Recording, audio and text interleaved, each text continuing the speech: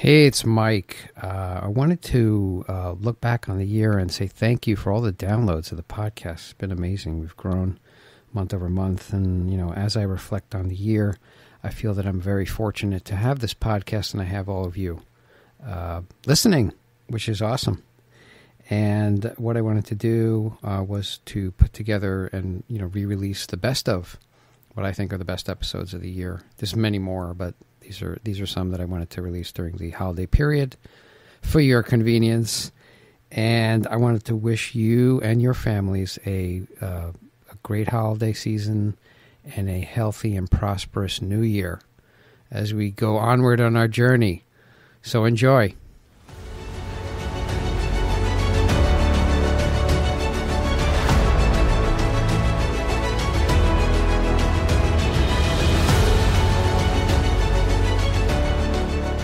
Hey guys, we have an extra special podcast today. We have John Kimmick of the Alchemist Brewery in Stowe, Vermont, who's making awesome beer, famous heady topper. And I was able to get a hold of John, and he agreed to come on, which is excellent. He has a lot of knowledge, a lot of good stuff that's coming your way. So let's get to it. Here we go.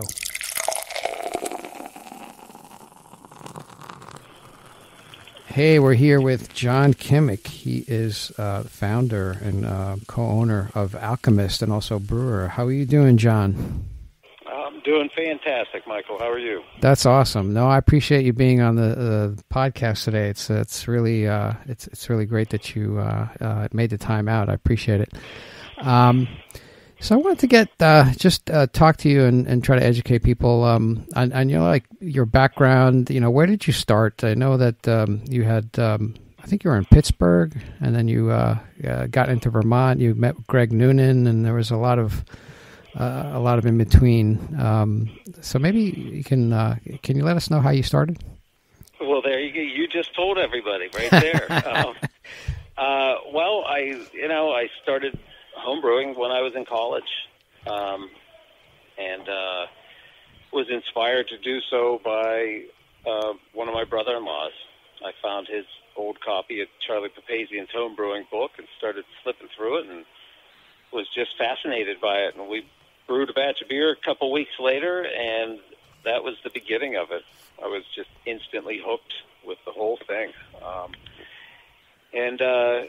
Eventually I made my way up to Vermont in search of my first, paid brewing gig, and that's when I introduced myself to Greg. He was the guy that I was hunting for, and I introduced myself and begged him for a job. So, that started a relationship that I cherish to this day. I became a great friend and mentor, and taught me a lot about the business and actually making beer. So, it was a crazy beginning. It was certainly a leap of faith at that point to go for it and to say, I'm going to make a career out of brewing beer. In the early 90s, it was a very different scene. But that led me to Vermont, which is where Jen and I met and fell in love and decided that this was where we were going to open our own business someday when we were able. And that was the Alchemist Pub and Brewery, which we just celebrated 15 years of a couple weeks ago. So wow. November 29th was our 15th anniversary of when we opened the pub. Wow, that's excellent. And you said, I think I read that Greg hired you as a waiter in New Hampshire. Where in New Hampshire? The Seven Barrel. It doesn't exist anymore. The Seven Barrel in Lebanon. West Lebanon, yep. Yeah, yeah. And so they had just opened like 9 months earlier when I started there. And I was a waiter, and I'd go in on my days off, and I'd work for free in the brewery. Wow. And I did that for about a year before he noticed, and he offered me the head brewer job at the Vermont Pub and Brewery in Burlington. Wow. Yeah, and your journey has not been easy. I guess you started with him, and then opened you had kind of a brew pub. I guess you had a restaurant and a brewery before your current location. Well, sure. The Alchemist Pub, that was a 60-seat, 7-barrel brew pub.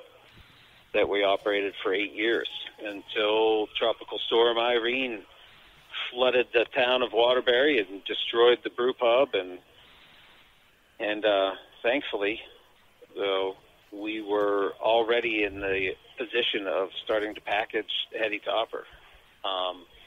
The plan was we were going to operate both those businesses at the same time, and the packaging brewery would just finally, for the first time, give us the ability to package our beer in any form.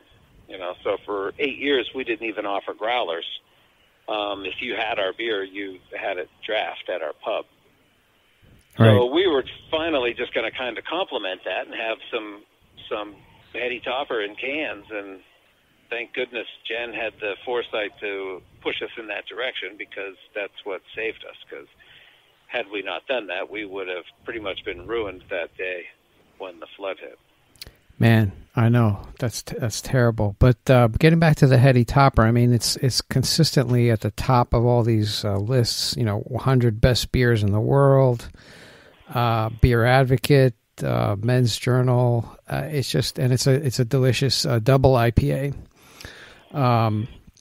With an 8% ABV, but it's very sought after. And where did the name Heady Topper come from? Oh, it's just a moment of inspiration of Jen and I one afternoon. It just kind of came to be, and the name just really stuck with us. There's something about it that it just clicked, and just really took on a life of its own. I started brewing that beer, maybe 3-4 months after we first opened that pub, so early 2004, and it was a hit right away. People had a real taste for it, and it began to garner its reputation, and it just kind of always took its own life of its own. It's a crazy phenomenon for sure. But with that said, no phenomenon would last if it didn't back up its reputation. So, right.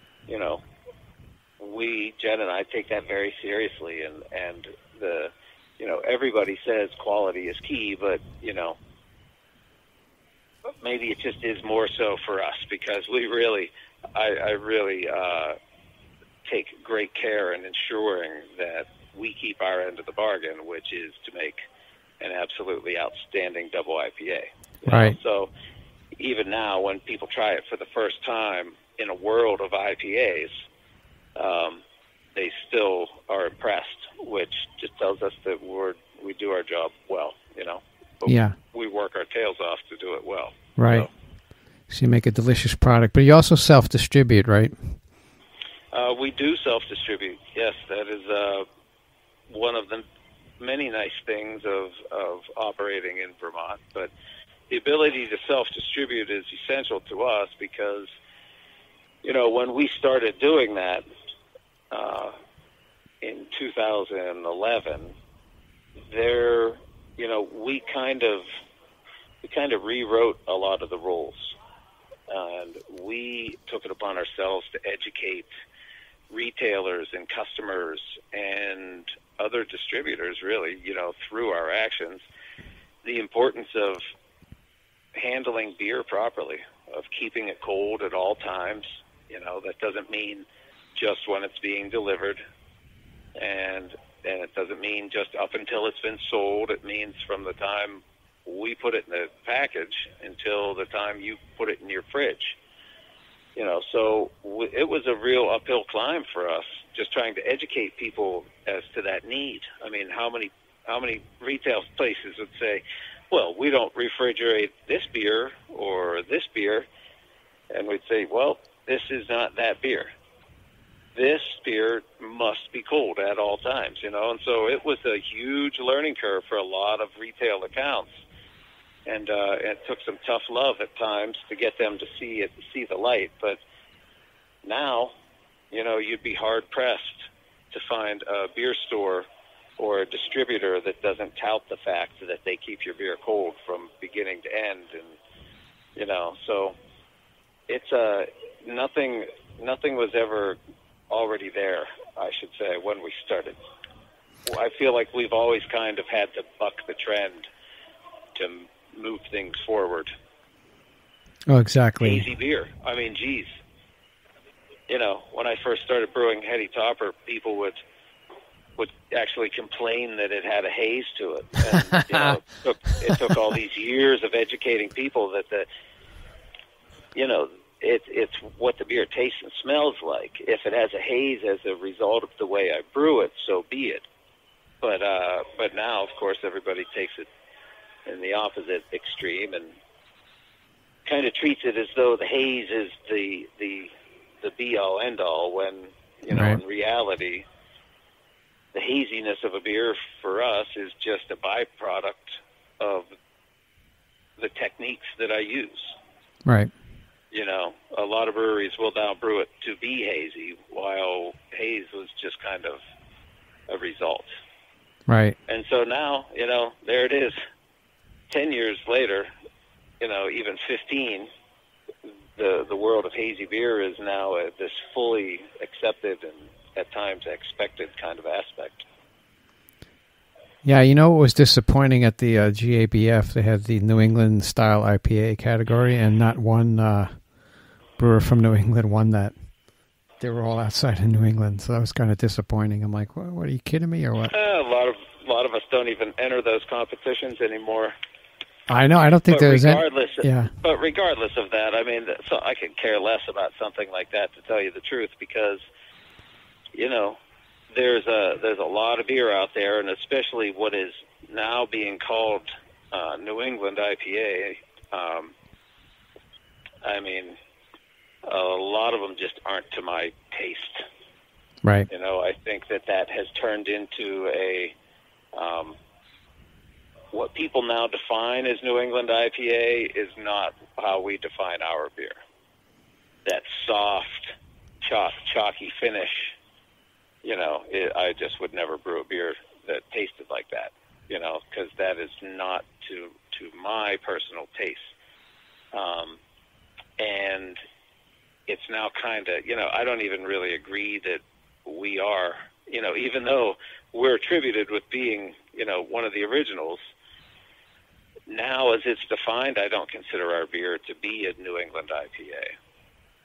Mm-hmm. I think when people think New England IPA now, they're thinking a soft, chalky, juicy kind of thing instead of a crisply bitter, well-defined kind of thing. Right. You know, I mean, for years, when we did enter those competitions, we would get thrown right out of the IPA category because it was hazy. And now, it you know, people say it's not hazy enough, which is, you know, of course, preposterous.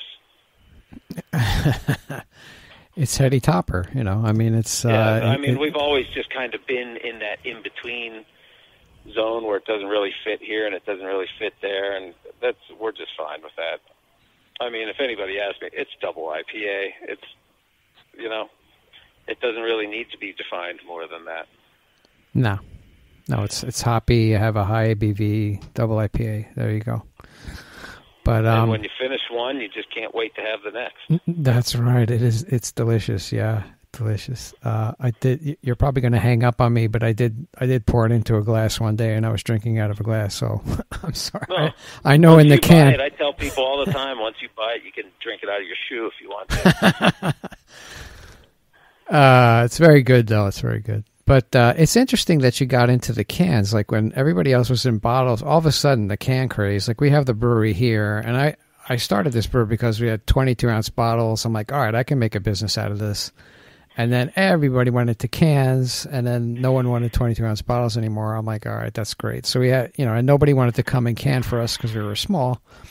So we had to figure it out, and I built my own canning, you know, out of Blickman guns. Like I mounted them to a board, but even that, I mean, I can't make any money on that. So I'm just trying to go back to these 22-ounce. But you kind of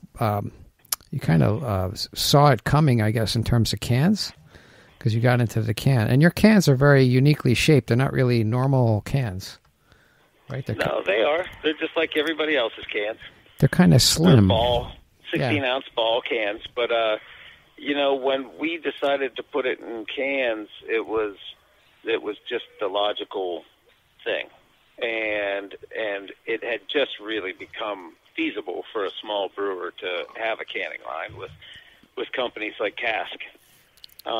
So once it was feasible to have a canning line, I can remember getting a Sierra Nevada Torpedo in 16-ounce cans, and then I remember somebody at the pub bringing me a can of Surly, and that's when we were just like, oh gosh, we are definitely making the right decision. We're doing these cans. We're going to put Heady Topper in cans, for all the obvious reasons. The no broken glass out in the rivers, to the infinite recyclability of the cans, to the protection from the sunlight, which would be so essential for a beer like Heady Topper. Right.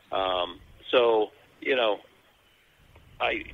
there definitely weren't a lot of breweries with double IPAs in 16-ounce 4-packs, that's for sure. No. And it is quite common nowadays to see a long, long cooler full of nothing but those. Yeah. So, we just kind of did what we felt was going to be best for the beer. And it is. So it's not surprising that it kind of exploded because it really did change the industry when those small machines came onto the scene. Right. So you had a 7-barrel at the brew pub, and now, yep. What is the size of your system now? Well, in Waterbury, where we make Heady Topper, that's a 15-barrel brew house.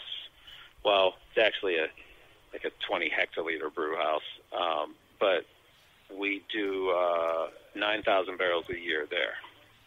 And then we built this new facility in Stowe, and we put in a 30-barrel brew house, but we still produce 9,000 barrels of beer a year. So for total, we now do 18,000 barrels, roughly. And, seeing as the most we ever did in a year at the pub was about 400, it's a huge leap for us.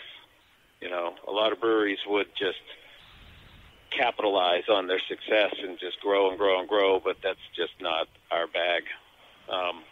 That's just not something we've ever really had an interest in doing. I mean, we're bigger now than we ever dreamt of being, and I certainly have no plans on being any bigger than we are right now. So we've hit our niche. This is we now have 52 employees that we are highly focused on our social footprint, and last year we got our foundation started, so now we have the Alchemist Foundation, which we really focus on education here in the state of Vermont. And we are very socially active people and environmentally active. So, for us, we're super proud of everything we've achieved in the world of beer, but we have so much more that we are focused on. We look at this company as really being our mechanism toward us being able to make some real change in our local community and in the entire state, really. Wow, that's awesome.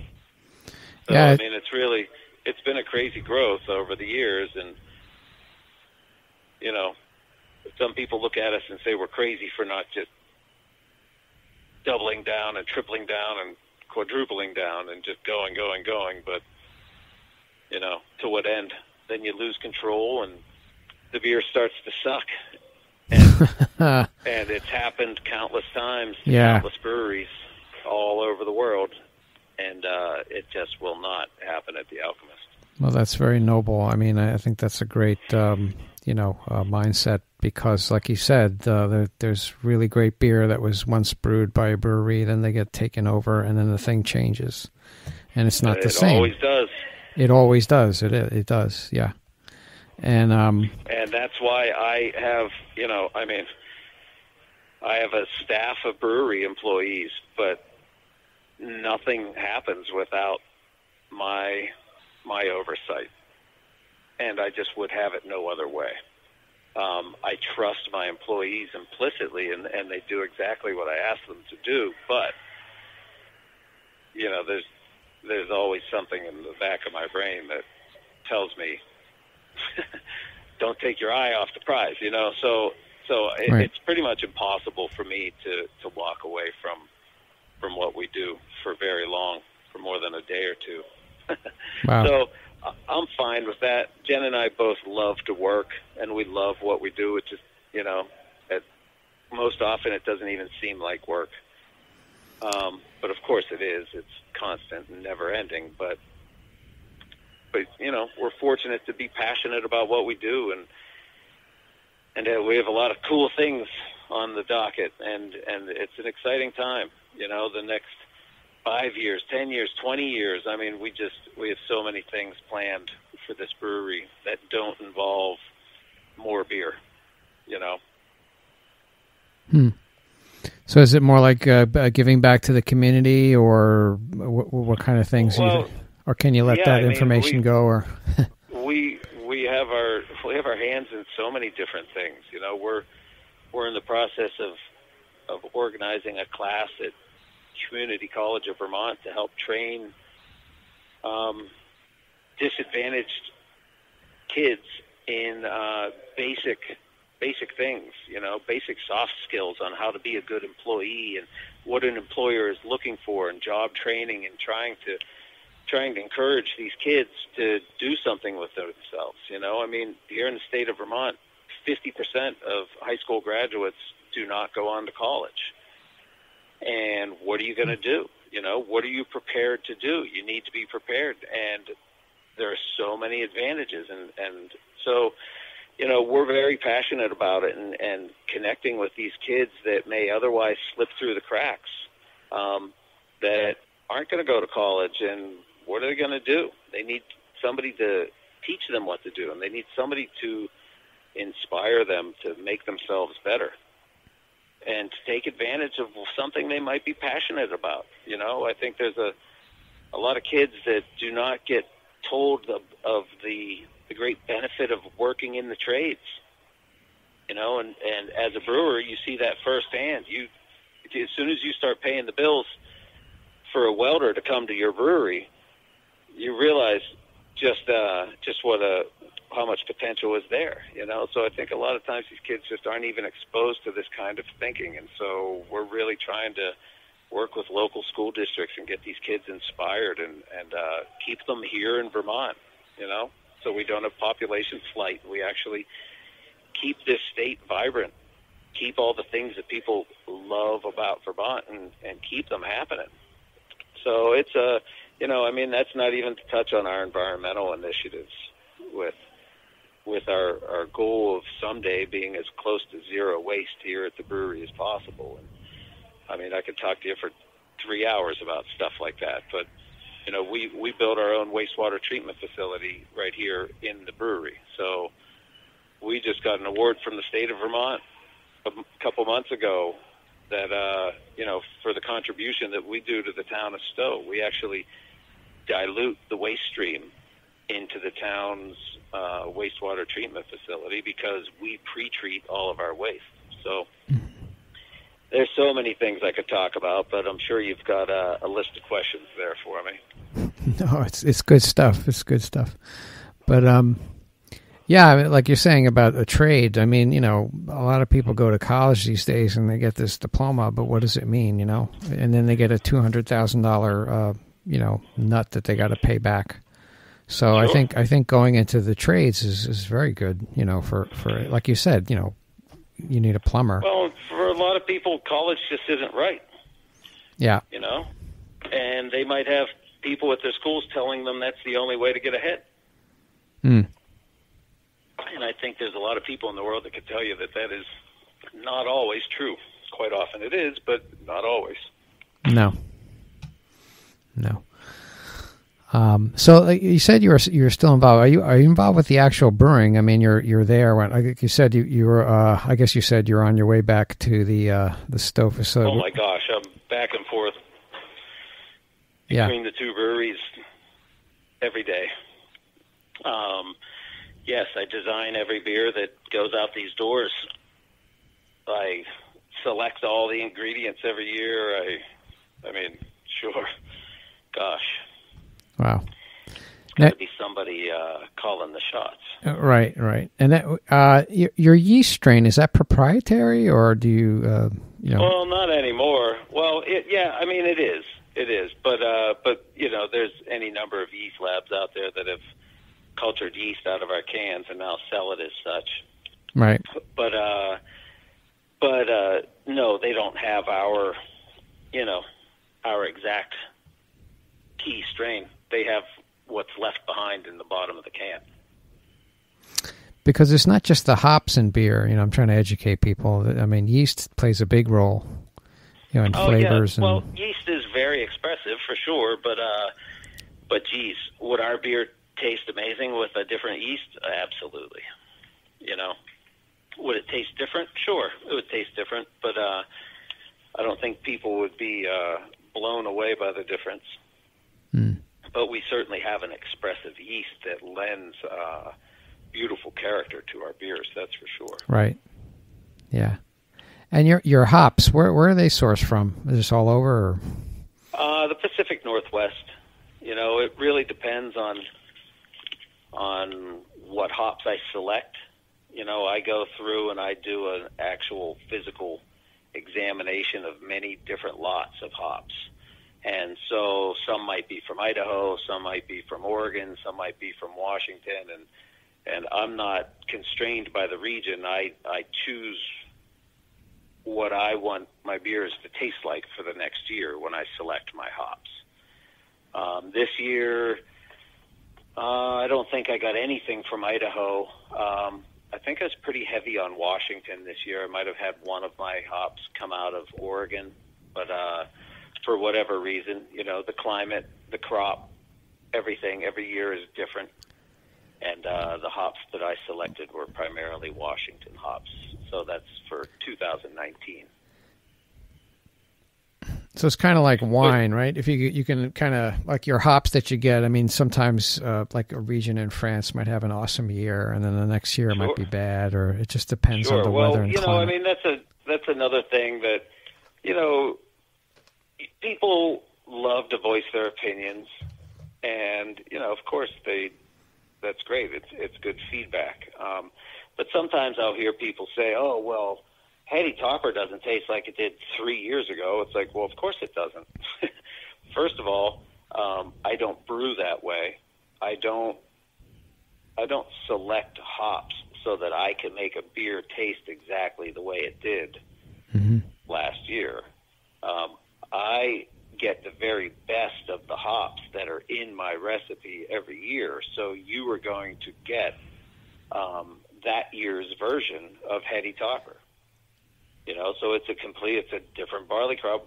I buy my barley from a small barley producer in England. So, okay. Of course, the crop is different every year. The weather is different every year. Whether it's a winter crop or a summer crop is going to be very different. So I get to be very specific and select my barley from when I want it, and I get to select my hops and what I want them to taste like. And so, to me, that's what craft beer is all about.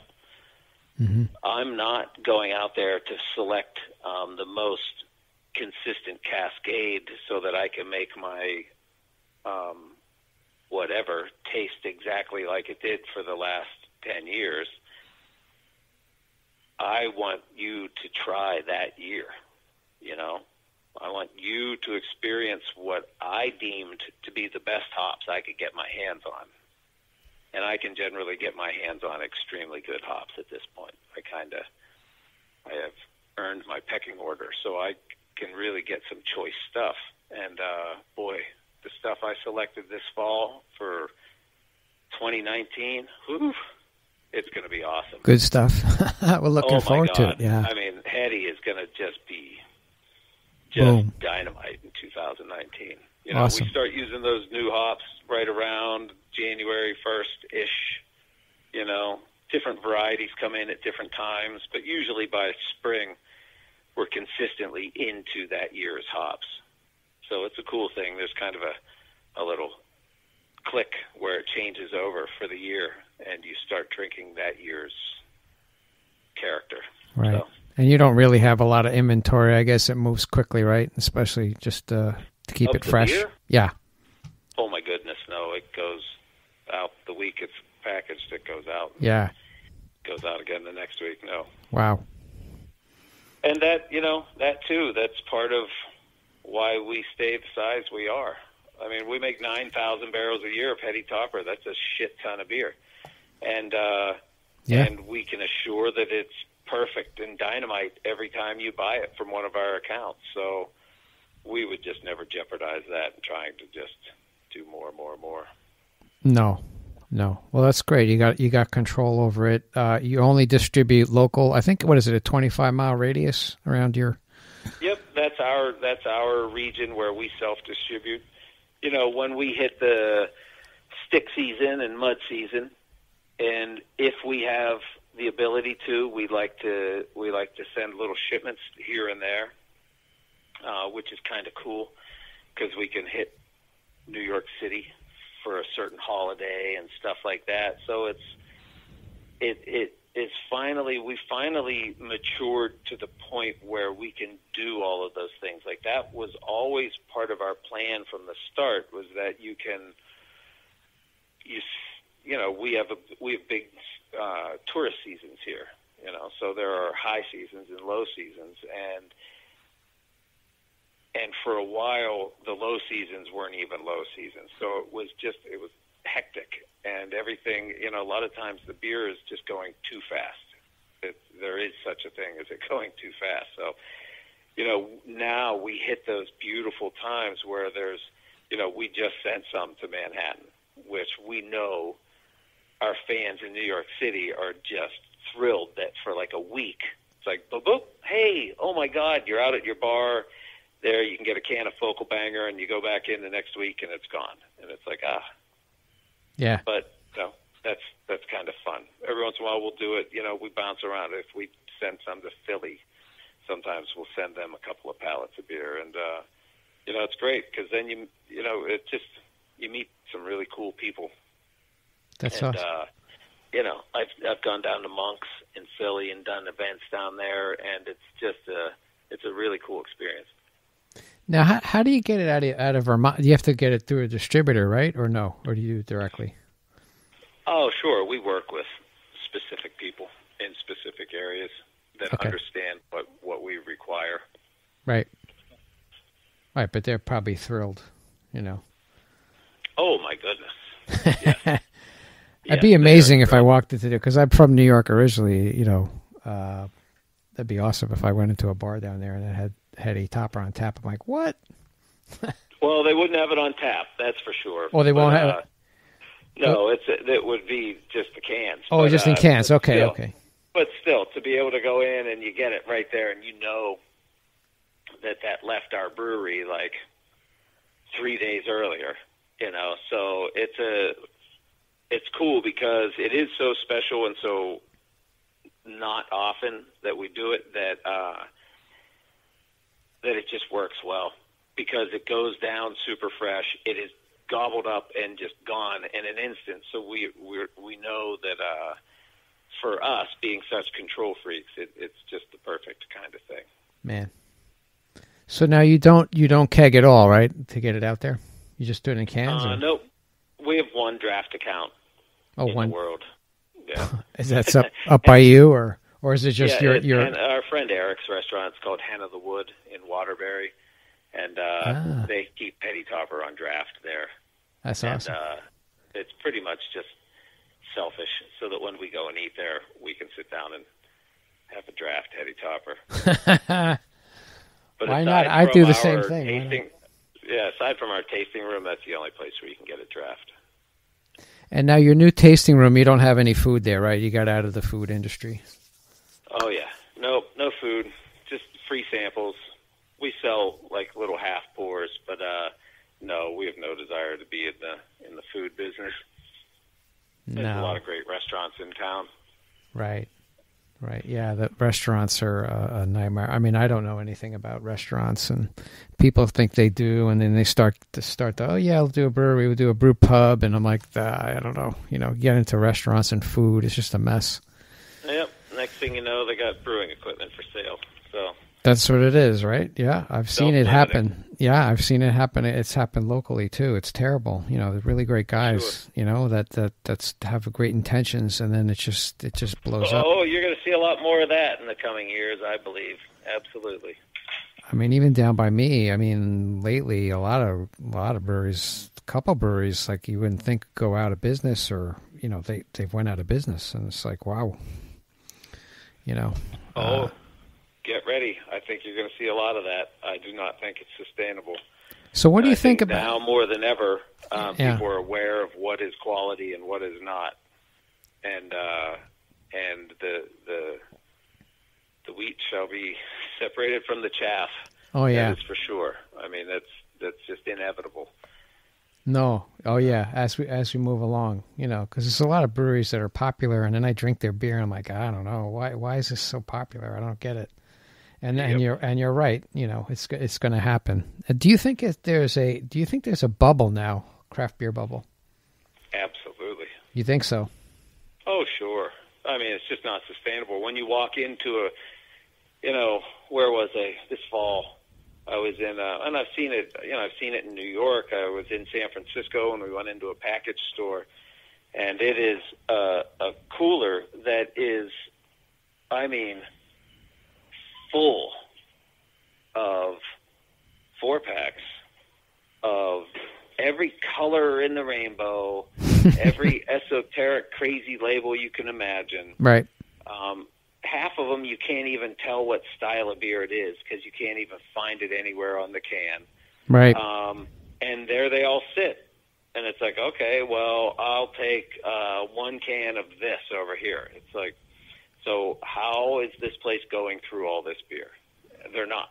There's just no way. Yeah. So it's just a matter of time until the ones that sit on the shelves, and then they start sending back to the brewery, and then just like that, I mean, it could happen to a brewery quickly. Oh, yeah. And it's just not sustainable. You can only push it out into a new market so much because they're a very savvy market no matter where you're going. So you really need to have your chops, and if you don't, you're doomed, and I don't have to tell anybody in the brewing industry that the craft beer world right now has never seen more mediocre beer ever. Oh, yeah. There's a lot of good beer, but there's a lot more mediocre beer than right. good beer.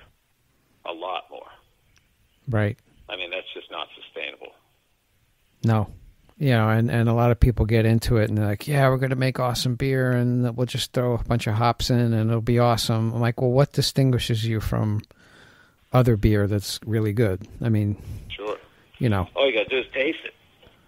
Yeah. I mean, how many cans of beer get dumped down the drain, Yeah. And, the cool label thing only goes so far.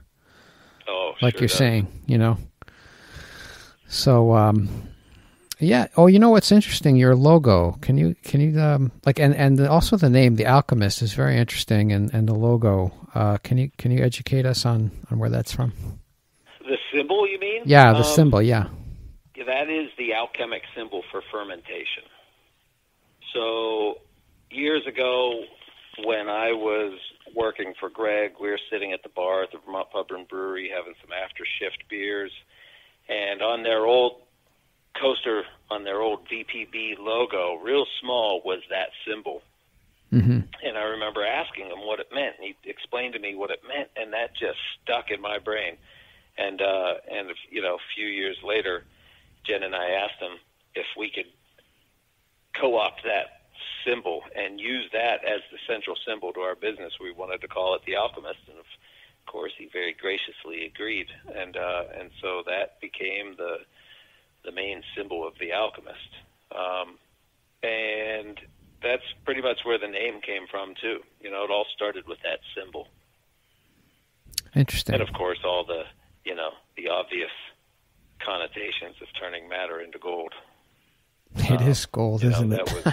That was very much a part of the idea as well. You know, I knew I went to business school, but I knew I was never going to be like a suit and tie office kind of guy. I needed to make something. I needed to create something that I could have at the end of the day. I just could not have a job where it was just numbers on a page. I needed to have something tangible at the end of the day. So, you know, it all worked very well into mine and Jen's idea of what we wanted to create as a business, and the name just stuck. We knew we didn't want to be the Waterbury Brewing Company.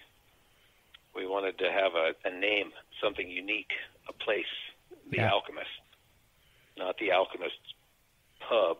You know, that was our name. The official name was the Alchemist Pub and Brewery, but that was more of just the pub and brewery part was just the tag to tell people what we were.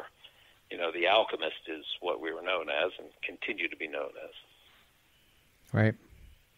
No, I understand about you want to make something, because I'm a CPA as well. I'm an auditor.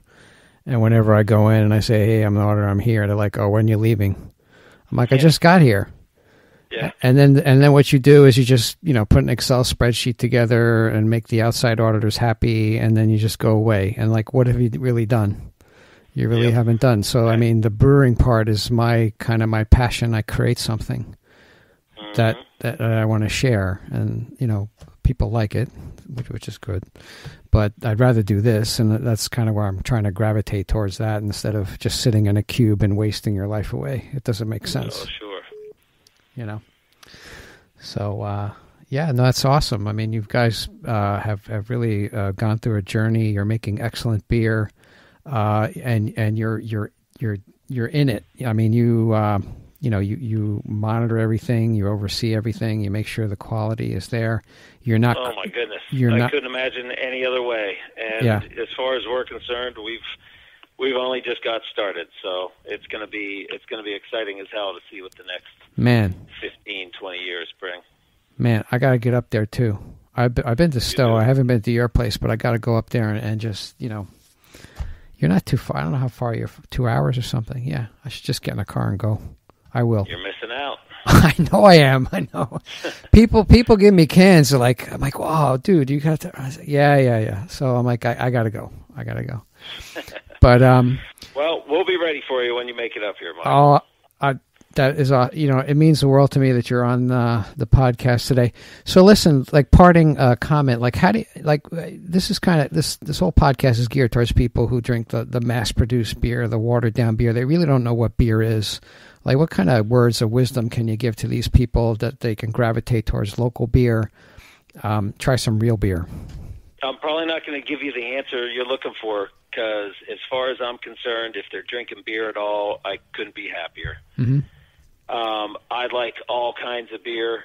If somebody's into cheap light beer, I would rarely fault them for it. I would try to introduce them to craft beer. You know, there's a world out there to be discovered, but boy, I just love beer of all kinds. So if you're a beer drinker in general, thank you.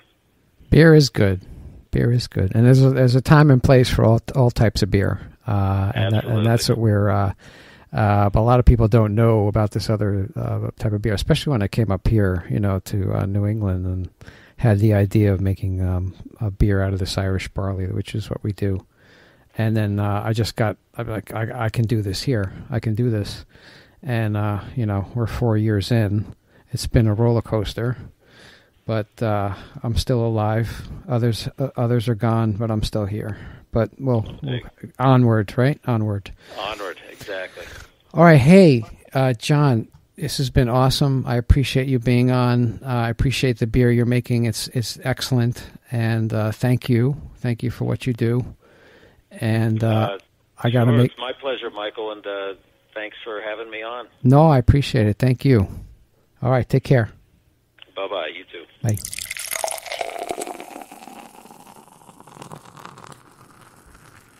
Yeah, that was John Kimmick of The Alchemist. They're making excellent beer. doing a lot of good stuff with hops, and he absolutely knows what he's doing. His beer is renowned the world over, and he agreed to come on. It was awesome, and we got a lot of good knowledge out of him. And I got to go up and visit the tap room. I haven't been there. He has a brewery and a visitor center where you can get delicious heady topper. He also has a focal banger there and a lot of other offerings, which are excellent. And, if you're in the Stowe area, Waterbury, go visit them. It's excellent stuff. So that is our podcast. We bring these to you every Monday. If you want to listen to a brewer or a founder of a company, we interview them and see what their history was and where they're going.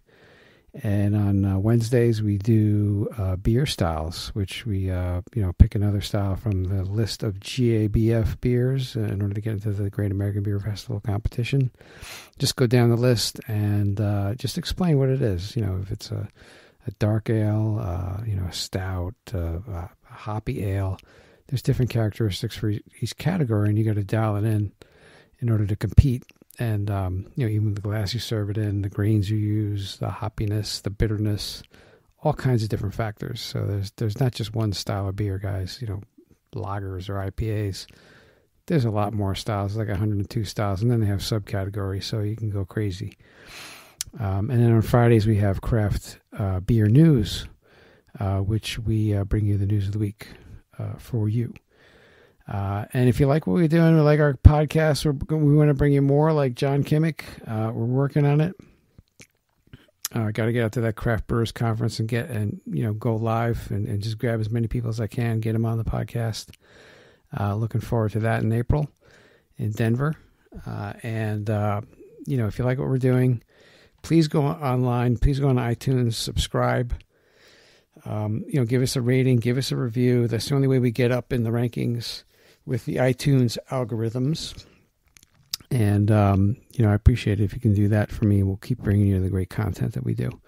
Okay, guys. Love you guys. We'll talk to you soon.